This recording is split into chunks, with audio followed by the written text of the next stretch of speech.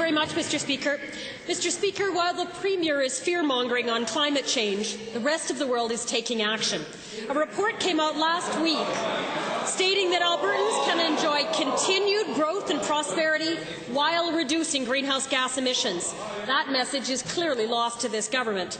To the Minister of the Environment, given that Shell is asking for stricter greenhouse gas targets and regulations to stay internationally competitive, when will the Minister protect our energy industry's assets and reputation by implementing absolute targets and meaningful regulations? The Honourable Minister. Mr. Speaker, I want to remind this member that Alberta still is the only jurisdiction in Canada that actually has legislation in place that mandates reductions in CO2.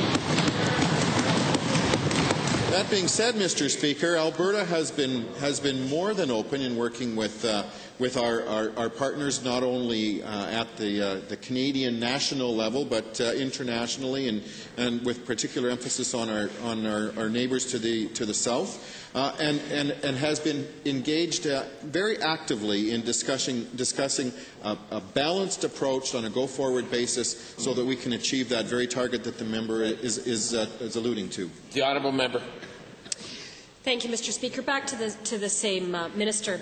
A prominent Calgary-based solar energy firm is moving to Ontario. Why will this government not invest in renewable energy and stop the wealth transfer and the loss of jobs? The Honourable Minister. Mr. Speaker, because this government believes that it's not the role of the government to invest in energy, it's the role of the private sector, and we'll do everything that we can to assist.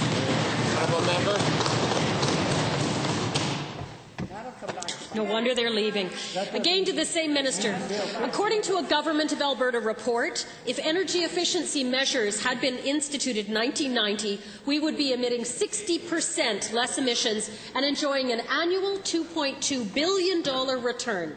So, will the minister tell us what was the business case for doing nothing? The Honourable Minister. Well, Mr. Speaker, that is just a gross exaggeration of reality.